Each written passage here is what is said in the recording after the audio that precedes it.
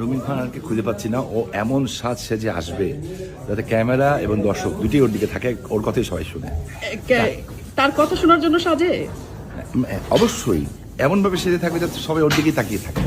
আর কিছু ভালো না, কথা সুন্দর করে বলে না? কথা তো ভালোই বলে, আমাদের ছোট বোন যখন। আমার ছোট বোন। আমার black বোন আপনি কি তাকে পছন্দ করেন?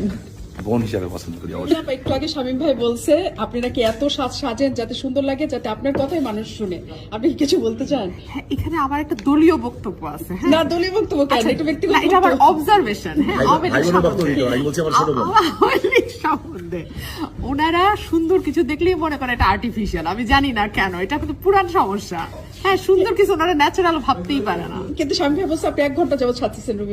আমি ঘুমাইছিলাম, আপনি জানেন। আমি আজকে চ্যানেলে একটু আগে আসছি, টায়ার্ড ছিলাম। আপনারা আমার একটা রেস্ট রুম দেখাচ্ছেন, আমি ওদিকে ঘুমাইছিলাম। আপনি সাক্ষী। শামীম ভাইয়ের কেমন লাগে? এটা রাজনৈতিক উত্তর না, ব্যক্তিগত উত্তর।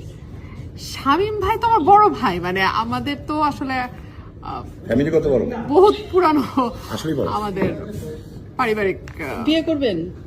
এই যে কবে করবেন? এই যে গ্রাম দেশের প্রশ্নটা আসবেই আসবে। কবে করবেন? এটা আমি নাজনীন মুন্নিস দ্য লাস্ট পারসন যার কাছ থেকে আমি এই প্রশ্ন আশা করি। ফখরুল ভাই একটু কথা বলেন। রুমিন আপা কবে বিয়ে করবেন? আপনি এত সুন্দর মানুষ, কবে বিয়ে করবেন? আমরা বিয়ে খেতে চাই। লাস্ট পারসন যার কাছ থেকে আমি এই প্রশ্ন আশা ক্ষমতায় করি। না আসা পর্যন্ত বিয়ে করবো না। কে? ও ঠিক করছে, ক্ষমতায় না আসা পর্যন্ত বিয়ে করবে না। এই জন্য আমাকে ক্ষমতা ছাড়তে হবে।